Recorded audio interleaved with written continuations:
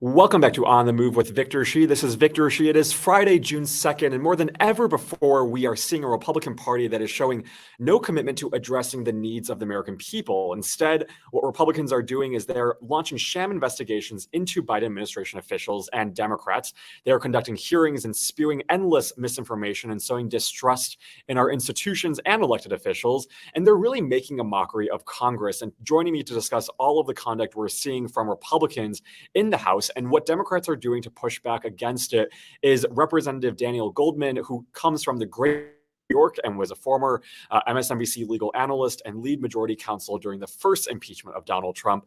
Representative Goldman, it's so great to see you. Thank you so much for joining me today. Great to be here with you, Victor. So we're almost half a year since Kevin McCarthy has become the speaker and Republicans have controlled the House. What do you make of what we've seen so far in the half a year that you've served in office and Kevin McCarthy has been speaker?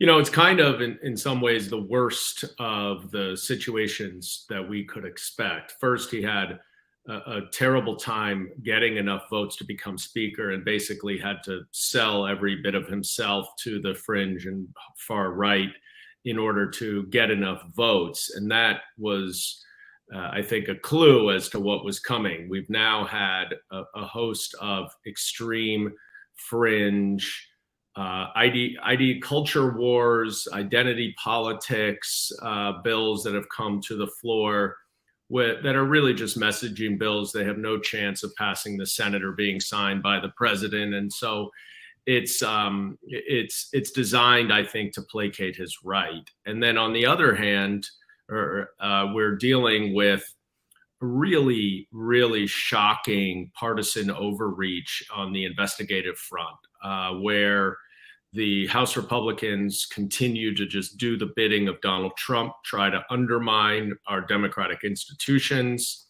try to pave the way for the free moving and dissemination of misinformation and disinformation because they think that it politically helps them.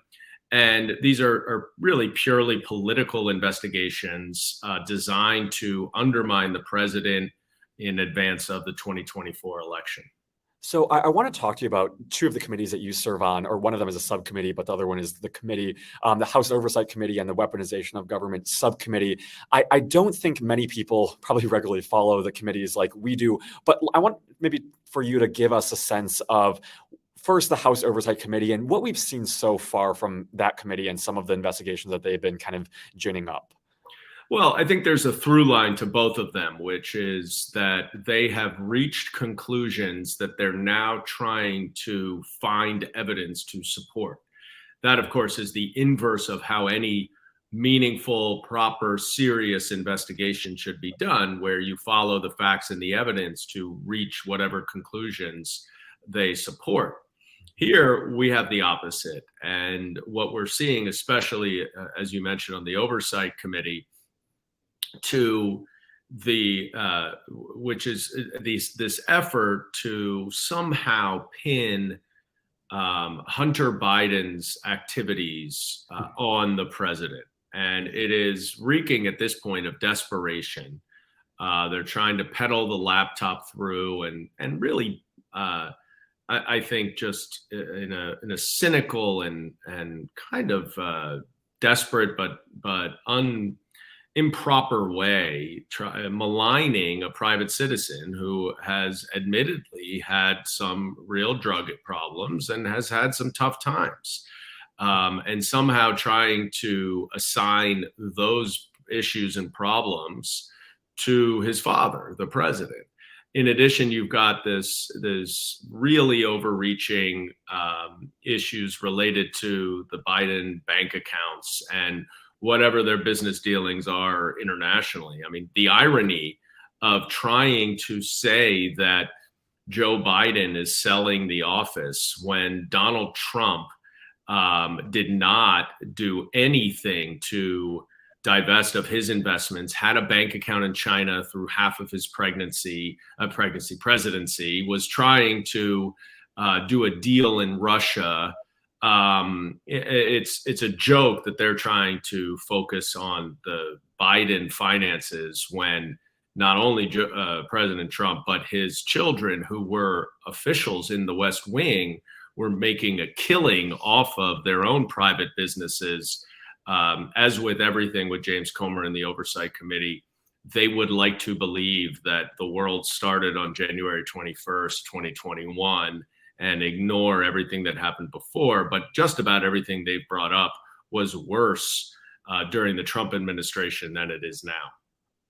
I mean, it's laughable because at the same time you have them subpoenaing a lot of people, but the same people who are subpoenaing these people are people who haven't answered to their own subpoenas. And I'm wondering, how do they try to present this to the American people? Do you think people view this as a legitimate process, or do you think Republicans are going to kind of find out that, what they're doing right now is a sham and people kind of view it as a sham? I think the investigations have fallen flat. I think even some Republicans have said, like, get on with it. Let's either find some evidence or move on, because it's a distraction. And I think the longer we go with their bold assertions and conclusions that are just not supported by the evidence, the more desperate they become, but also the more that the American people recognize that these are real sham investigations. They're not actually investigations. They're just scrounging for evidence. I've been in hearings, Victor, where we've had very few hearings with actual fact witnesses, because what they try to do is put witnesses who have as much information as we do. They're observing just like we're observing. But we had a hearing in the Oversight Committee with some Twitter senior executives. And it got to the point where they would ask them these questions that would support their whole theory about Twitter and censorship. They would get answers that were contrary to what they expected or wanted. And at one point, they said, well, no, I think you're wrong. I think this really happened, as if they had any idea. And it's become a joke. They're just literally sort of putting their vacuum, their echo chamber on the witness stand and trying to push out their own baseless conclusions into the right-wing ecosphere to try to generate some headlines. But I think everyone seems to think it's falling flat. Yeah. And you've been really amazing on these committees, exposing not only the people who they're bringing in, also kind of the lack of credibility that they have, but also the fact that Republicans don't seem to really know what they're doing on these committees. At one point, you corrected one Republican for the rules. I mean, walk us through kind of what your process has been like serving on that committee and trying to push back against these narratives that Republicans are trying to kind of push into the ether. Yeah, look, my background is in investigations. I was a prosecutor for 10 years. I led the impeachment investigation of Donald Trump. It's what I know best. So I know how an investigation should be run. I also know from being a staff member on a congressional committee how the rules of the committees work. And I think what we're seeing is that the Republicans recognize that they're running a half-assed investigation on both, all the weaponization subcommittee, judiciary committee, oversight committee, and they're trying to keep Democrats out of the room because they know that they need to reframe things in a deceptive way, and if Democrats are involved, then that's going to be harder to do. So you had a scenario where the chairman of the Oversight Committee had a phone call with the FBI director about a subpoena from the Oversight Committee, and he did not allow the ranking member to participate in that phone call. That is completely improper and not the way that it works. Obviously, on the Weaponization Committee, they are not sharing any of their notes, of their records, of interviews, of documents, even of transcribed interviews with us. And that's because they know that they don't have the goods. So what we've been trying to do is both on the substance, but also on the process, just point out how things should be run and how what the facts actually are. We're not diving into the mud with them with partisan insults, etc. That's not the way we want to approach it. We are bringing out the truth. We are bringing out the proper way of conducting an investigation and conducting oversight. And we're highlighting that. And I think that it's important for us not to always concede the sort of partisan mudslinging, but to respond directly to it, but with a slightly more objective and factual basis. Yes, absolutely. And Democrats have been doing so well at that. I want to ask you about not only about this, but kind of what Democrats have been doing on the policy front, and whether or not, in your time serving so far, you found any kind of ability or willingness from Republicans to work with Democrats on any issue. Because this is what we see on TV, these hearings, and we see these clips of Republicans trying to push these narratives. But is there any sense to you that they're serious at all about any of the policies that Americans care about? So you have raised a really good question, and people often ask me what is the biggest surprise of my first 5 months in Congress, and it is actually how many members of Congress are working quietly behind the scenes, often in a bipartisan way, trying to move legislation forward. You are correct. The cable news shows and other media outlets focus on the antagonistic hearings and on the investigations. It is not especially sexy to report on conversations about legislation, but it happens all the time. And that's, I think, somewhat refreshing to me. The problem is that much of that bipartisan legislation, or most of it, doesn't make it to the floor, because House leadership is held captive by the fringe right, and they're not interested at this point in any meaningful bipartisan legislation. I am optimistic that as we move forward in this Congress, they will exhaust their partisan prerogatives and start to come together on a bipartisan way to do the people's business and to actually govern and to try to make the lives of the American people a little bit better. Yeah, I mean, I do believe that hopefully there's a time when we can reach full bipartisanship, and I do believe there's bipartisanship right now among most of the Republican Party. But also at the same time, I think what makes this so different is the fact that you have so many now extreme members of Congress who are willing to kind of destroy our democracy, and we're seeing that right now. We're having this conversation with the debt limit deal. We see these kind of Freedom Caucus people just simply not care about the future of our country, and that to me is terrifying. And I'm wondering kind of what you think of that group of Republicans who are kind of, and those are the groups that, I guess, those are the people that Kevin McCarthy relies on to become speaker. Yeah, look, I think you've hit the nail on the head.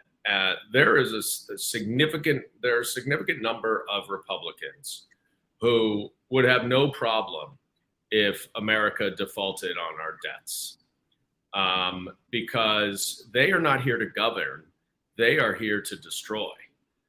They are here to absolutely blow up our government as we know it. And some of them they all have different reasons for doing it, but it is scary that they would have followed through on sending us into default if the president had not taken the high road and recognized how important it was for the American people, and that we just can't afford to do that, even if there are some extremists on the Republican Party who would be willing to do it.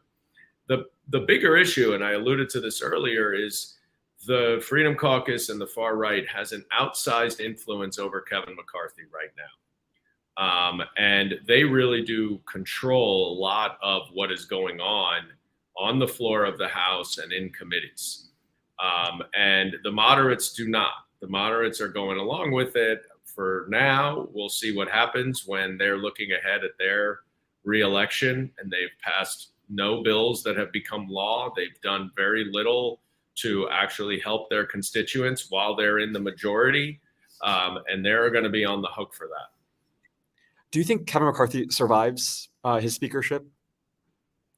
I think it's an interesting question. I think just the fact that we're having this conversation about whether he survives the speakership says a lot. It says how beholden he is to the right, how much everything is framed around whether they are going to revolt and try to kick him out. It's a difficult posture for him to be in, and it really helps to motivate him to placate the far right as much as he possibly can. And that's why I think we're in this situation. That's why They tried to extort the American people and to extract concessions from the Democrats and the president that they would never otherwise get in the normal legislative process.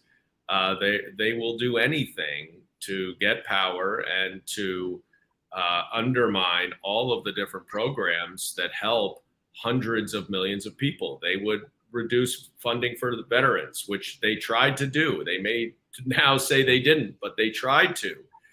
They'll reduce all sorts of funding for Social Security and Medicare if they could, certainly for Medicaid, which was on the chopping block, SNAP, other programs to give people a simple opportunity to succeed. It's just out of the question that we would even consider federal funding for affordable housing or public housing. And they're just trying to gut everything that would help the majority of the American people to line the pockets of their small number of supporters. And that is exactly why 2024 matters so much, because every single one of them are up for re-election. And maybe the final question for you is, you come from this from a very nonlinear career path as a lawyer and then going to elected office. What do you have to say to those people, or the people who might be thinking about running for office, but wondering how they do so in 2024? Well, I think you need to have a purpose for running. I say this to people when they ask me whether they should go to law school. And I think everybody should go to law school if they know why they're going to law school. If you're going to law school because it seems like it's a good degree to get and you don't know what else to do, that's not a great reason. And if you're running for Congress or for political office because it seems like a cool thing to do, I think that you may be surprised. If you run for office because you have a specific objective in mind and you have a purpose for doing that, I encourage everybody to do that. But to be honest, Victor, I also encourage everybody to just do one thing more every week than they otherwise do. Our democracy is under attack. It truly is. And you see the authoritarian forces from Donald Trump on down to the House Republicans trying to undermine the FBI, trying to undermine the Manhattan District Attorney solely because they're investigating and prosecuting Donald Trump. They will undo our democracy if they can. And the best way for us to preserve and protect our democracy is collective action. It's for everybody to put their one foot forward a little bit further and do something small. It doesn't have to be run for office. Just do something more to help someone else, to help nonprofit organizations that are focused on helping people get to the polls or voting rights or whatever it may be. And it can be within anyone's wheelhouse. But the more that we engage rather than put our head under the pillow, the better off our democracy will be. And I love that emphasis on small actions that we can all take, because we don't have to do anything huge or big, but anything matters. And Representative Goldman, thank you for all that you do. And thank you so much for joining me today. Thanks so much for having me, Victor. Appreciate it. Thanks so much.